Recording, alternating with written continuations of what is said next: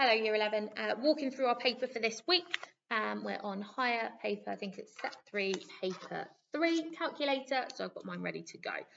So looking to this first question, write 168 as a product of its prime factors. You must show your working. So here saying we can't just use our calculator, actually we need to show that tree diagram. So starting off with 168. Thinking about my factors, 2 is a factor and it's prime. And it's a calculator paper, so use your calculator, divide by 2. Okay, that is 84. Okay, yep, that's even, so 2. Again, using my calculator, dividing by 2, we get 42. Again, 42, 2 is a factor, we get 21. Not even, so we now need to think, oh, what are my factors? 3, that's prime, 7. That's prime. Remember, it doesn't matter how you break this tree up. You could have gone at this 42 for 6 and 7. It's just how we get our end answer. So we end up with 2 times 2 times 2 times 3 times 7, which we can write in index form for 2 cubed times 3 times by 7. Okay, lovely. Coming down then, we've got find the highest common factor of 168 and 180. We've got 168, we've just worked out, that's 2 times 2 times 2 times 3 times 7. Then 180, now you could do your prime factor tree again, or remember 180 if we press equals, and then we can go shift and fact, and it will do that for us. So we end up with that being 2 times 2 times 3 times 3 times 7. Now we're looking for our highest common factor. So highest common factor, I'm thinking Venn diagram, and I'm thinking that's the intersection. Okay, the bit that happens to both. So I'm drawing my Venn diagram out, making sure we put a box around it. 168 and 180. What's the same? What's in both? Well, I've got a 2 in both. I've got another 2 in both. I've got 3 in both, and I've got a 7 in both. 2, 2, 3, 7. For completeness, let's fill it in completely. We've got a 2 in there and a 3 in there.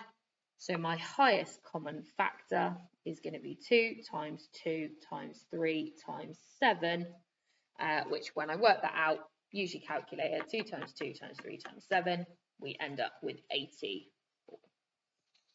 Okay. Top up as you go and moving along. So next one, we've got Eric and Geraldine. Both drove from town A to town B. Both Eric and Geraldine left town A at 2 p.m. That's important. Eric drove on route 1. He got to town B at 2:48.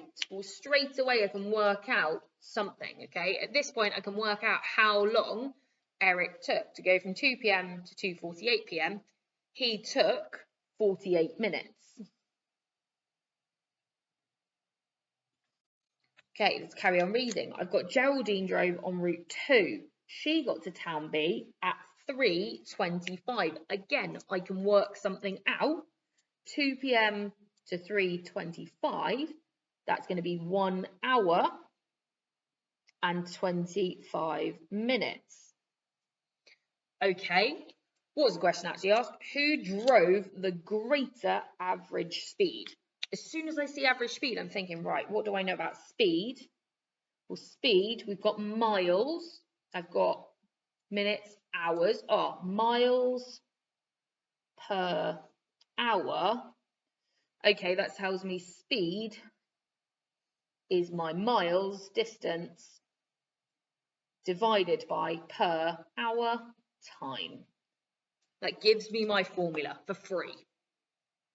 Coming down then, I'm thinking, okay, well, slight issue. I've got minutes, not time. And I put H in there to remind myself that it's in hours. So I need to think, okay, well, 48 minutes, okay. In hours, how do I convert? I divide by 60. So that's going to be 48 divided by 60 using my calculator. 48 divided by 60 That's going to be 4/5. That's 0.8 hours. We can do the same for our 1 hour and 25 minutes. Okay, one way or the other. Personally, I'd say okay. In minutes, that's 60 plus 25, so that's 85 minutes. So that's 85 over 60 hours. 85 over 60, 17 over 12. We're just going to leave it like that because we're going to use it in a calculation. We can then say, okay, well, let's think about our route 1, okay, or Eric. Okay, what did he do? Well, his speed is going to be his distance, 36.4, divided by the amount of time that it took him, 0.8 hours. Again, we can go into our calculator, 36.4 divided by 0.8. We end up with 45.5 miles per hour. We can do the same thing for the other one, Geraldine, on route 2. We've got our speed is equal to her distance travelled, 65.2, divided by her time, 17 over 12. That's fine, we can do that in our calculator. So we've got 65.2 over 17 over 12. Horrible number, but that's fine. We've got this decimal, we're going to write that down. 46.0235294 and so on. And then we can go ahead and say, oh, well, actually, it says who drove at the greatest speed. So we need to decide. Okay, well, the greatest speed was route 2. Who went route 2? Geraldine. And then we have to write that sentence. So we can then say, Geraldine drove at the greater average speed. Lovely. Turning over. Okay, we've now got, here's an accurate scale drawing of a school playground. 1 centimetre represents 2 metres. Asif is going to put a seat in the playground. The seat has to be less than 9 metres from C, closer to BC than AB, more than 4 metres from AB. Show by shading on the diagram the region where Asif can put the seat. Now, for some of us, we may not have we may not have compasses, but that's a key piece of equipment for this question. So the first thing I'm going to do is think about my scales. I know that 1 centimetre represents 2 metres. Well, I need to represent 9 metres. So 9 metres is going to be equivalent to 4.5 centimetres. Because I know that to go from metres to centimetres, I divide by 2. Similarly, my 4 metres, well, that's going to be 2 centimetres because I'm doing my 4 divided by 2. So let's put some of this in. I'm going to start with this bottom piece of information because it says here has to be more than 4 metres away from AB. I've got my ruler and I'm thinking, okay, well, if he's got to be more than 4 metres away from AB, well, where could that be? Well, AB is this line. So if I chose a point, I don't know, here, we've said 4 metres is 2 centimetres. So, okay, that point there, that is 4 metres away. Equally, I could come over here. Okay, that point there, that's 4 metres away. I could choose another point in the middle. That point there, that's 4 metres away. And what we can do is we can connect those up so that we get actually, this is the line. Okay, put a little notch in my ruler. That is my line, where on this side of the line, we're closer to AB. On this side of the line, I'm further away from AB. So when I think about the bits that I'm interested in and the bits that I'm not interested in, well, if he needs to be more than 4 metres away from AB, I'm not including this bit here. Okay, so I'm just going to cross-hatch that just to show I don't want that bit there. Okay, let's carry on. So less than 9 metres away from C. Now, less than 9 metres away from C, we're going to need to use our protractor to draw a little bit of a circle. So I always draw myself a guideline rather than trying to line my protractor up to a ruler, in that line is 4.5 centimetres. So if I now take my protractor and I line it up one end to one end, then now that circle that I draw, if I draw this in like so, okay, well, if I need to be less than 9 metres away, well, this is the line that is 9 metres. Every single point from here and here is going to be 4.5 centimetres, which we know represents our 9 metres. So if I want to be less than 9 metres away, well, I need to be inside this circle. Okay, I need to be inside this circle here. So this bit over here, that can't happen. Okay, that bit is a problem for me. So I'm going to ignore that bit. Okay. Now at the moment we can actually think, okay, well, this bit over here we also said was a problem, so we don't want that bit. This bit is my allowed region so far. So we've got one more piece of information. We've done the top one, we've done the bottom one. It now says we need to be closer to BC than AB. Now this is where we're going to use something called a perpendicular bisector. We're going to pop our protractor on. One end, we're just going to set it to a length. It doesn't really matter what it is. I'm going to set mine to be that big.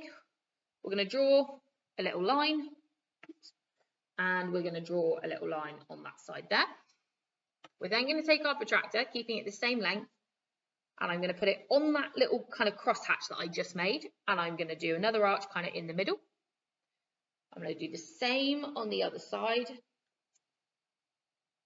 and those should cross. Then I'm going to take my ruler and I'm going to draw from this point over here down to that cross, like so. And then what we said is actually it needs to be closer to BC than to AB, i.e. it needs to be on this side of my line. So which bit isn't true? Well, that bit isn't included. So it tells me to shade on my diagram. So what's the region that I actually want? It's this region in here. And I'm going to use a highlighter to indicate that. In your exam, absolutely use a pencil. But this is going to be the region that I am interested in. Okay. Lovely. Moving on to question 4.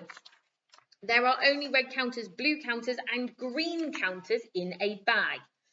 The ratio of the number of red counters to the number of blue counters to the number of green counters is 1 to 3 to 7.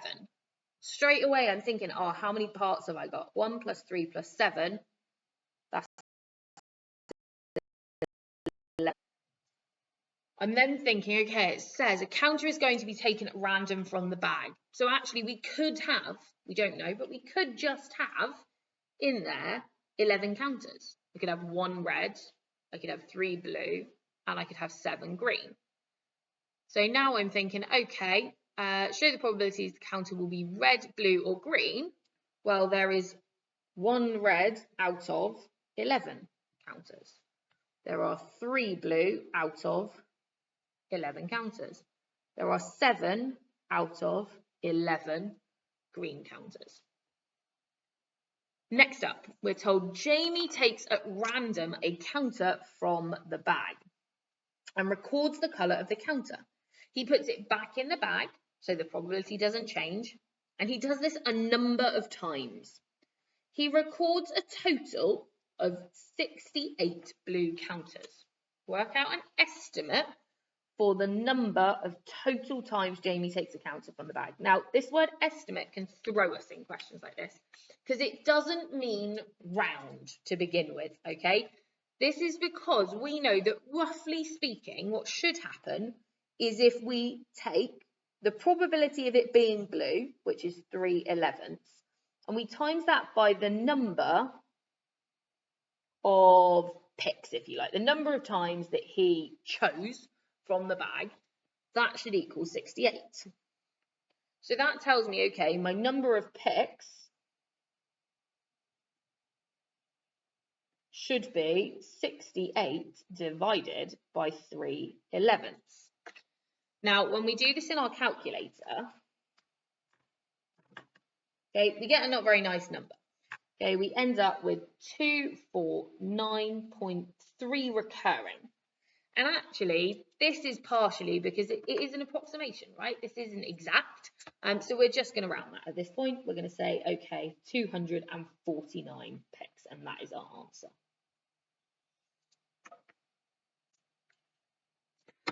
Okay, looking to question 5. Miriam is trying to expand and simplify n minus 2 all squared. Here is her working. Miriam's answer is wrong. Find Miriam's mistake. Now, I always start at the top, and I think, right, if I was the teacher, as I am, I'm going to mark this. So first of all, yeah, I'm happy with that first step.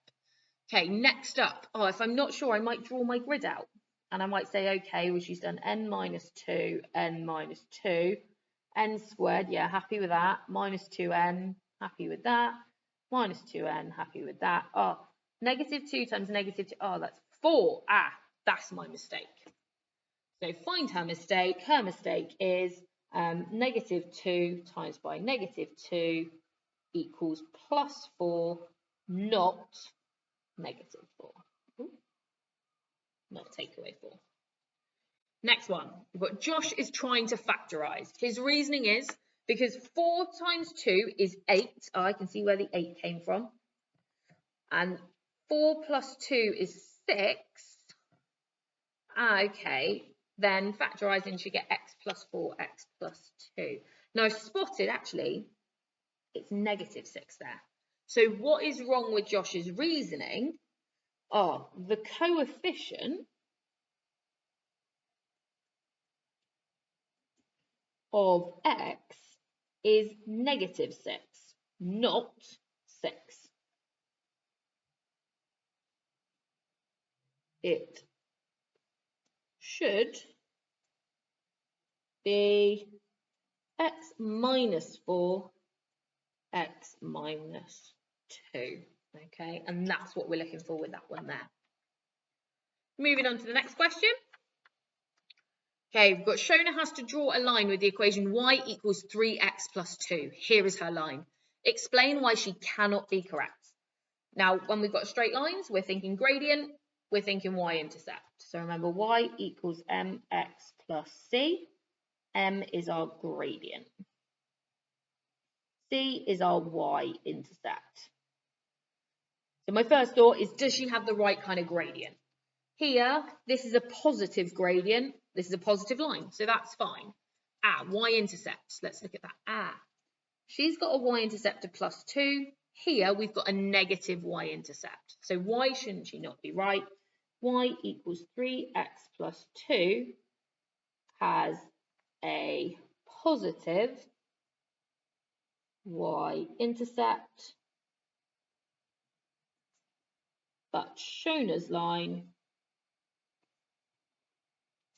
has a negative y-intercept.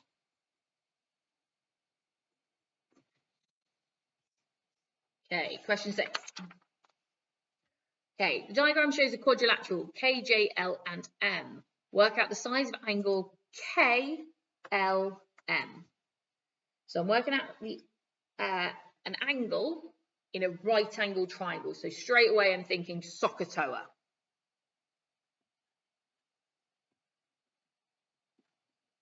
Okay, straight away I've written down those ratios to remind me. Now, first of all, I'm thinking, but I haven't got enough information. I need this side or this side. Now, this one I can work out because I've got another triangle up here. So thinking about this, I've got my little triangle, always helpful sometimes to draw them back out again. We've got 4.5 and 7. I need to find this side over here. So this side is going to be the square root of 7 squared plus 4.5 squared. Okay, which I can go ahead and I can work out. Grab my calculator again. Square root 7 squared plus 4.5 squared, 5 squared, gives me the square root of 277 all over 2. that is 8.32, but actually I'm going to use my answer button, so I'm just going to leave it like that. Now, we've got this triangle here, which I'm just going to redraw out so that I can be really clear, I can label my sides. This side here is 15, this one up here is that 8.3-ish. We want to find this angle down here. First step, label my sides. I've got a hypotenuse and I've got an opposite. So using my Secateurs at the top, what have I got? I've got an opposite, opposite, opposite, news. Okay, which one of my ratios have I got everything for? I've got it all for sine. So I know sine of theta is equal to my opposite, 8.3, but we're going to use our answer button, over 15. So theta is going to be my inverse sine of 8.3 over 15. So I'm then going inverse sine of my answer over 15, and we should get 33.6953 and so on out. Check what it wants. It wants it to 3 significant figures. 1, 2, 3. So we're going to end up with 33.7 degrees. Okay, 33.7. Flip down on my answer line. Lovely. Question 7. Okay, we've got a density question, and it's kind of that combining liquids question. So liquid A has a density of 1.42 grams per centimetre cubed. 7 centimetres cubed of liquid A is mixed with 125 centimetres cubed of liquid B to make liquid C. Liquid C has a density of 1.05 grams per centimetre cubed. Find the density of liquid B. Give your answer correct to 2 decimal places. And there's a lot of information in a question like this, so personally I always use a table just to help me collect all of my information so that I don't lose anything and I'm keeping track of everything as I go. So I know that I've got 3 different liquids. Okay, I've got liquid A, liquid B, and liquid C. I know that I've got the density, I've got the mass, and I've got the volume. And I always write my units in just to help me. So density is grams per centimetre cube. Now remember that / means divide. So that's told me already that density equals grams divided by centimetres cubed. Well, mass is grams, volume is centimetres cubed. So I've got my formula already. So what do we know? We know A, density 1.42. I know that we've got 7 centimetres cubed of liquid A, and I know I've got 125 centimetres cubed of liquid B. Oh, I can straight away work out how much liquid C I've got. I'm going to show my calculation. Remember, that's where the method marks come. I get 132 centimetres cubed of liquid C. What else are we told?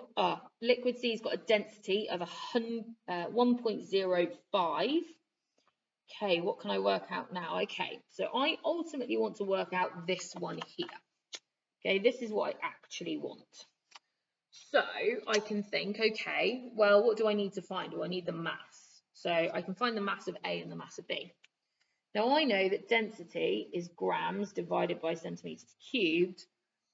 Well, I need the grams, so that's going to be my density times by my centimetres cubed.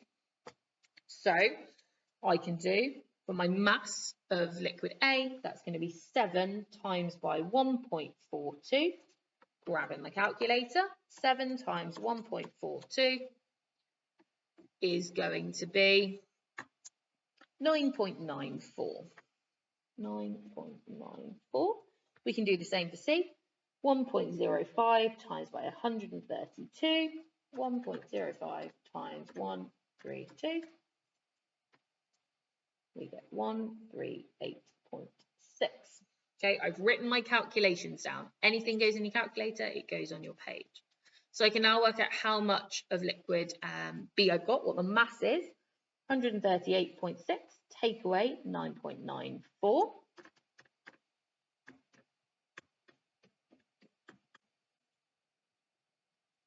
And we end up with 128.66.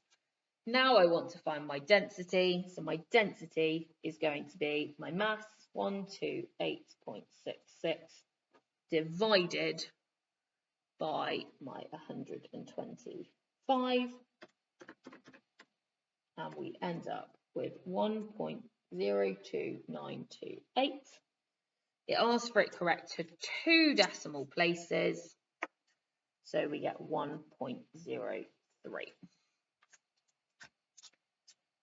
Okay, coming down to question 8, Kira uses her calculator to work out the value of a number x. She wrote down the first 2 digits of the answer on her calculator. She wrote down 7.3. Write down an error interval for x. So remember with this, we use that number line analogy. Okay, she wrote down 7.3. And I'm thinking, okay, well, what else could it have been? Well, it could have been 7.3004, 7.3998. 7.3 is the smallest thing it could have been. It could almost have been 7.4. It could have been 7.399999997. That would truncate to 7.3. It's almost there, so we're going to use a strict inequality. So it's just less than 7.4. Okay, turn it over the page. Second to last question. Francesco carried out a survey about the ages of people in his office. The table shows information about his results. We've got cumulative frequency. Remember that word cumulative means adds up as you go. On the grid opposite, draw a cumulative frequency graph for this information. Remember, cumulative frequency begins with a C, so it's going to be a curve. So let's have a look at this question. So coming along the first one, so we always plot on our endpoints. So I'm going to plot my endpoint 30, and we're coming up to 10. Little cross. You are, of course, doing this in pencil. Coming across to 40 and up to 26. Coming across to 50 and up to 58. All the way up there. Coming across to 60 and up to 66. And across to 70 and up to 70. Now, important to note, with this, we start at 20. So that's where your curve's going to start, down here. Okay, we're coming up, nice smooth curve.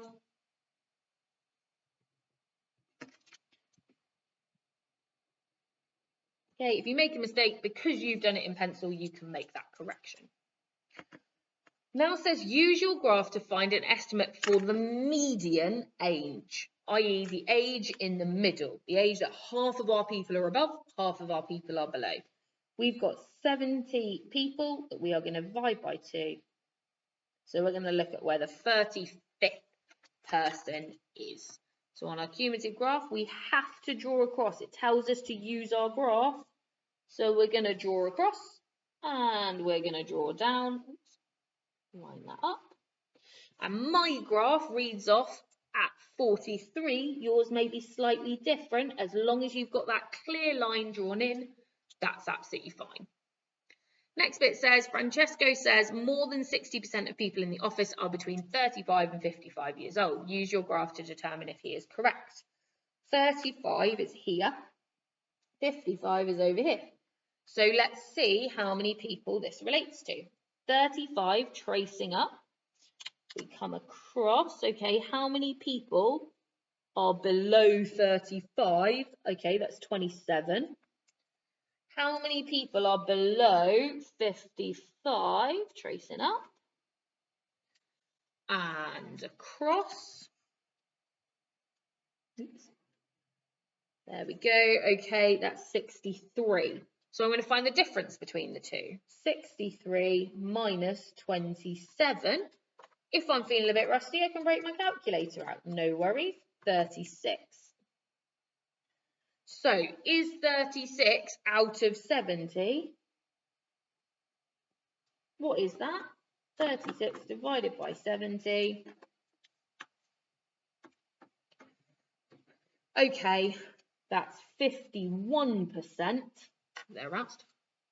Okay, so that's 51%. Okay, is that more than 60%? No, he is not correct. Okay, that's what we're looking for with that one.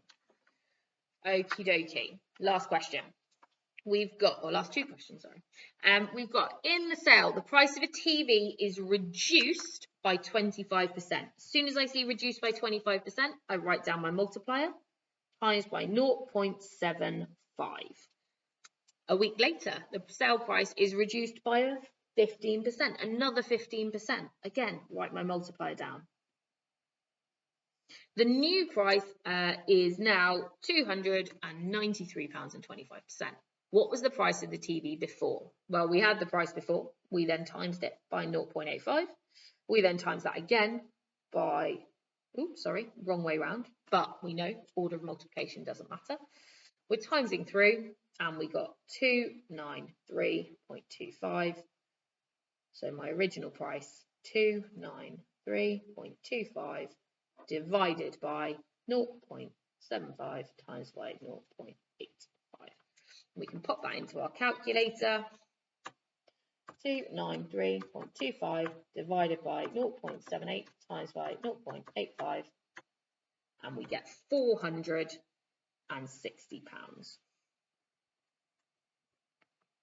Lovely. Last question.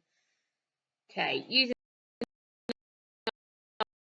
two brackets, x plus 2 times by x plus 8, x squared plus 2x plus 10x, plus 8x plus 16.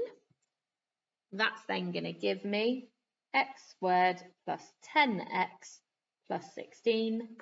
We still need to times it by x minus 4. We can do that again using another grid. We've got x minus 4 times by x squared plus 10x plus 16. X cubed plus 10x squared plus 16x minus 4x squared minus 40x, and then 4 times 16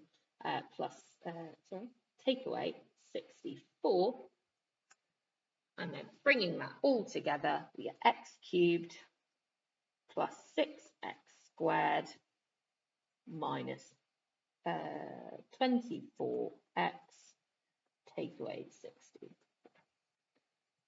Okay, well done on this week's paper. Don't forget to tot up your marks so that you can see your progress. Have a lovely rest of your day.